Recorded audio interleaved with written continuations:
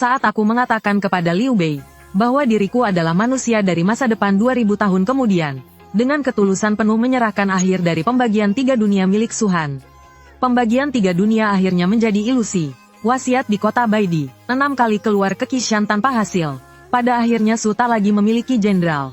Orang yang menyebar kata sesat untuk menipu rakyat. Enggal, suara dingin Guan Yu bergema di telingaku. Di saat kesadaranku menghilang, yang tersisa hanyalah penyesalan dan ketidakrelaan. Aku seharusnya tidak melebih-lebihkan daya terima orang zaman dahulu, dan lebih tidak seharusnya meremehkan kecurigaan hati manusia di masa kacau. Jika ada kesempatan untuk mengulang sekali lagi, aku tak akan pernah mengulangi kesalahan bodoh seperti ini.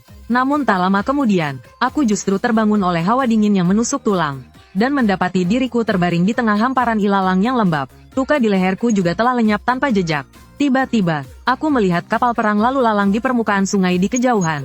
Dan pada layar kapal itu terjahit jelas huruf Cao. Menembus waktu lagi, masih di zaman 3 kerajaan. Berdasarkan pengetahuan sejarah dalam ingatanku, ini sangat mungkin adalah malam sebelum pertempuran Chibi pada tahun ke-13 Jianan. Pada kesempatan sebelumnya aku mengabdi pada Liu Bei dan berakhir mati terpenggal.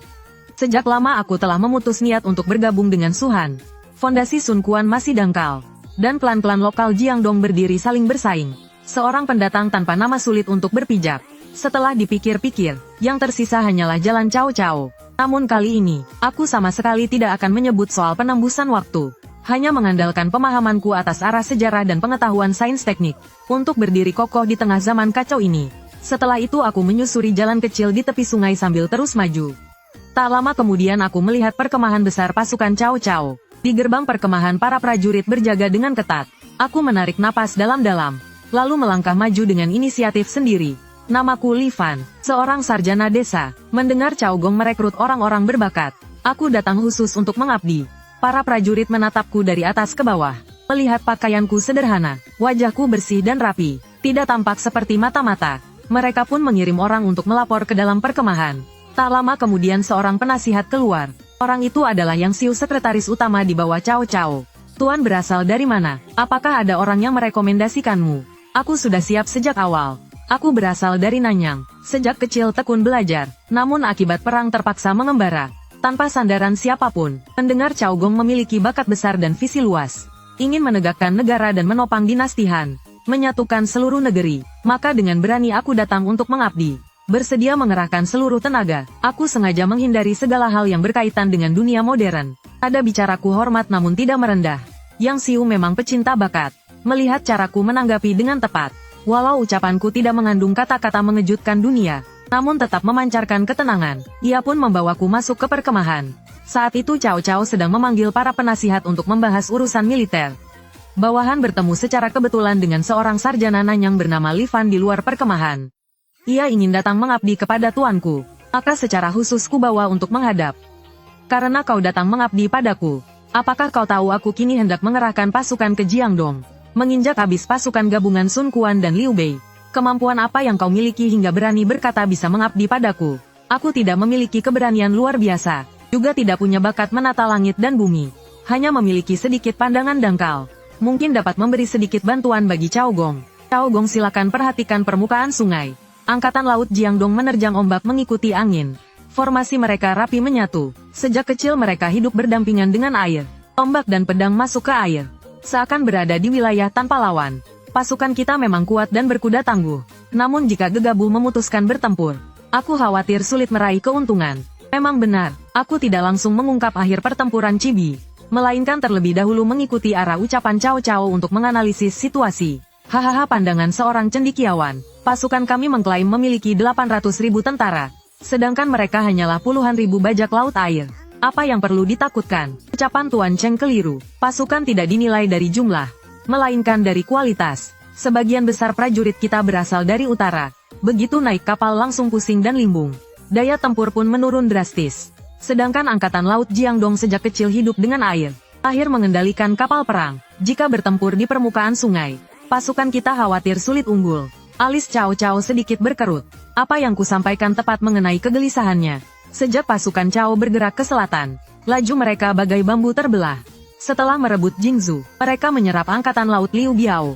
Namun selalu sulit untuk menyatu. Prajurit utara dan pasukan Jingzhou yang menyerah saling tidak percaya. Kemampuan perang air bahkan jauh tertinggal dibanding Jiangdong. Ia menatap ke arahku. Karena kau telah melihat masalahnya, apakah ada solusi? Tentu saja ada. Perintahkan para pengrajin mengikat kapal perang dengan rantai besi. Lapisi papan kayu di atasnya seperti tanah datar. Prajurit utara pun dapat berdiri mantap di atas kapal. Dan mengatasi kelemahan ketidakstabilan. Kapal cepat Jiangdong pun akan sulit menembus formasi kita. Hahaha, strategi yang brilian. Perdana Menteri, menghubungkan kapal perang memang dapat mengatasi mabuk kapal para prajurit. Namun jika musuh menggunakan serangan api, kapal perang kita akan sulit dipisahkan. Dan pasti akan menderita kekalahan besar. Maksudmu satu langkah salah, akan musnah menjadi abu. Tuanku tak perlu khawatir, aku sudah menyiapkan segalanya. Serangan api harus memanfaatkan arah angin. Sekarang musim gugur dengan cuaca cerah. Sering bertiup angin barat laut. Pasukan kita berada di utara sungai. Mereka berada di selatan sungai. Jika menggunakan serangan api hanya akan membakar pihak mereka sendiri. Selain itu, aku dapat membuatkan tuanku beberapa alat pemadam api sederhana. Dan memerintahkan seluruh pasukan berpatroli. Mencegah serangan mendadak di malam hari. Sorot keemasan melintas di mata Cao Cao. Ia merenung sejenak, lalu merasa bahwa ucapanku masuk akal. Ketidakcakapan perang air adalah kelemahan terbesar pasukan Cao. Menghubungkan kapal perang memang solusi paling layak saat ini. Dan arah angin barat laut di musim gugur memang dapat mengatasi risiko serangan api. Bagaimana menurutmu tentang strategi Tuan Chen? Tampak berisiko di luar, namun matang di dalam. Menghubungkan kapal perang dapat menenangkan moral pasukan. Memanfaatkan arah angin sungai Yangtze dapat mematahkan serangan api musuh. Ditambah metode pencegahan api, ini bisa disebut strategi terbaik. Rencanamu ini sangat sesuai dengan keinginanku. Maka aku perintahkan kau membantu Yang Xiu mengawasi urusan penghubungan kapal perang. Jika berhasil, aku pasti memberimu hadiah besar. Batu besar yang menggantung di hatiku akhirnya jatuh. Namun ini baru langkah pertama. Untuk benar-benar mendapatkan kepercayaan Cao Cao, aku masih harus menyelesaikan krisis inti pertempuran Chibi, pertahanan terhadap serangan api, dan usulanku menghubungkan kapal perang. Bukan untuk mengulangi kesalahan sejarah, melainkan untuk menggunakan rencana melawan rencana. Menutup celah strategi dengan pengetahuan. Urusan menghubungkan kapal perang sangat krusial. Kami harus segera mulai bersiap. Aku sangat paham bahwa di bawah Cao Cao terdapat banyak pengrajin. Namun teknologinya tertinggal. Untuk mencapai kestabilan penghubungan kapal perang, masih perlu memperbaiki cara penyambungan rantai besi dan papan kayu. Agar lebih optimal, sesampainya di tepi sungai tempat kapal perang bersandar, aku memeriksa dengan cermat kapal perang pasukan Cao. Sebagian besar kapal perang Cao berasal dari bekas pasukan Liu Biao. Meninggalkan kapal menara dan kapal serbu. Berukuran besar, namun struktur lambungnya cukup sederhana. Rantai besinya juga hanya rantai militer biasa. Jika langsung dihubungkan, aku khawatir sulit menahan angin ombak dan benturan musuh. Tuan, yang rantai besi biasa untuk menghubungkan kapal perang tampaknya tidak cukup kokoh. Dan titik sambungannya juga mudah dirusak oleh musuh. Aku ingin membuat cincin besi jenis ini dengan pengunci, dipasang dan diperkuat pada kapal, lalu menggunakan rantai besi yang lebih tebal untuk menembusnya. Kedua ujungnya dikunci mati dengan baut. Dengan cara ini ribuan kapal dapat terhubung. Meski diterpa angin dan ombak pun sulit terpisah. Yang Xiu memang tidak memahami prinsip mekanika. Namun melihat penjelasanku runtut dan masuk akal, ia pun memerintahkan pengumpulan para pengrajin militer untuk membuat komponen sesuai permintaanku. Aku sendiri membimbing para pengrajin dan menggambar rancangan pengunci serta baut. Ini adalah struktur dasar yang kupelajari di kelas mekanika universitas. Namun pada zaman tiga kerajaan bisa disebut gagasan luar biasa. Para pengrajin awalnya tidak mengerti. Namun setelah membuat contoh sesuai gambar, mereka menyadari cara sambungan ini memang jauh lebih kokoh dibanding sekadar mengikat rantai besi. Tanpa sadar mereka mulai memandangku dengan kagum. Setelah itu aku mulai merancang perangkat pencegah kebakaran. Dalam sejarah, Zhou Yu memanfaatkan tipu daya penyerahan diri Huang Gai untuk melancarkan pembakaran, yang akhirnya menyebabkan kekalahan besar pasukan Cao. Untuk mematahkan serangan api, bukan hanya perlu memanfaatkan arah angin, tetapi juga meningkatkan ketahanan api dari kapal perang itu sendiri. Tuan yang mohon bantuanku, suruh orang mengumpulkan banyak kain rami basah lumpur dan bubuk kapur. Selain itu siapkan pula guci keramik berisi air, dan letakkan di kedua sisi dek setiap kapal perang. Tuan mengumpulkan benda-benda ini, apakah untuk mencegah kebakaran? Benar, kain rami basah dan lumpur menutup layar dan dek kapal. Dapat memperlambat penyebaran api. Jika musuh melemparkan minyak api, taburkan bubuk kapur, akan bereaksi panas saat terkena air, sehingga dapat menekan nyala api. Guci keramik berdinding tebal menyimpan air jernih dalam jumlah cukup. Jika api muncul, maka dapat segera dipadamkan. Selain itu di antara kapal perang disisakan jalur pemisah. Di kedua sisi dipasang papan penahan api. Jika satu kapal terbakar dapat segera diputus untuk mencegah perambatan. Tak lama kemudian kapal perang pasukan Cao di permukaan sungai terhubung menjadi satu kesatuan. Papan kayu telah dipasang di dek. Prajurit utara tak lagi mengalami mabuk laut. Semangat pasukan pun bangkit, dan langkah pencegahan api pada kapal perang juga diterapkan. Cao berkali-kali datang sendiri ke tepi sungai untuk memeriksa. Melihat penataan kapal perang yang rapi dan teratur, langkah pencegahan api yang menyeluruh, ia semakin menghargai diriku, lalu mengangkatku menjadi pejabat militer, bertanggung jawab atas penjadwalan pertahanan angkatan laut.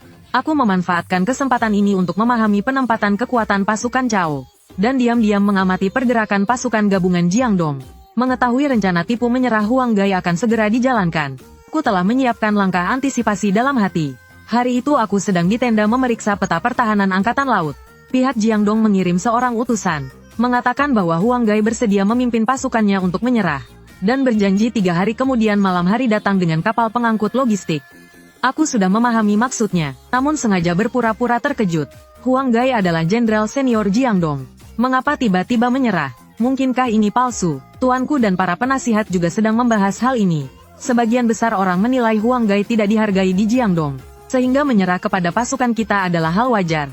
Ditambah kapal logistik yang dibawanya sangat membantu pasukan kita. Hanya Tuan Cheng dan Tuan Jia yang menyimpan keraguan, merasa perkara ini terlalu lancar. Kita segera menghadap tuanku. Penyerahan diri Huang Gai pasti palsu. Ia pasti ingin memanfaatkan kesempatan untuk membakar kapal perang kita. Namun jika memang benar menyerah, bukankah kita justru memotong lengan kita sendiri? Cukup Li Fan, bagaimana pandanganmu soal penyerahan diri Huang Gai? Tuanku Huang Gai jelas bukan datang untuk menyerah. Kedatangannya kali ini pasti membawa kapal api, ingin memanfaatkan gelap malam dan angin tenggara untuk membakar habis kapal perang berantai milik pasukan kita. Apakah Tuan memiliki bukti? Huang Gai telah mengirim orang membawa surat penyerahan, yang menyebut konflik internal Jiangdong sangat parah. Ia tidak ingin binasa bersama Sun Quan dan Liu Bei. Jelas bukan penyerahan palsu. Kekuatan pasukan gabungan Jiangdong lemah. Hanya serangan api yang dapat menghancurkan kapal perang kita. Kini angin barat laut sedang kencang. Kapal berantai tampak stabil di permukaan. Namun sejatinya adalah sasaran sempurna bagi serangan api. Terlalu banyak kekhawatiran. Huang Gai sebagai jenderal senior Jiangdong sangat dipercaya oleh Sun Quan. Mana mungkin ia menyerah dengan mudah. Ini hanyalah upaya memancing kepercayaan kita, lalu memanfaatkan kesempatan untuk membakar. Ucapanmu masuk akal, namun kita juga tak bisa menolak begitu saja hanya berdasarkan dugaan. Jika Huang Gai benar-benar tulus menyerah, dan kita menolaknya, bukankah itu sangat disayangkan? Tuanku dapat berpura-pura menerima penyerahan, lalu diam-diam memasang jebakan. Pada malam hari 3 hari kemudian perintahkan angkatan laut berjaga ketat. Pindahkan kapal perang yang dekat pantai ke hilir. Sisakan satu area perairan terbuka. Lalu kirim kapal cepat menyamar sebagai kapal penyambut. Saat kapal logistik Huang Gai mendekat, segera lakukan pencegatan. Jika ditemukan sumber api dan minyak api di kapal, langsung lakukan serangan balasan. Serentak perintahkan prajurit di darat menyiapkan panah dan pelontar batu. Bersiap menghadapi serangan mendadak angkatan laut Jiangdong. Tuan, strategi ini sungguh cemerlang.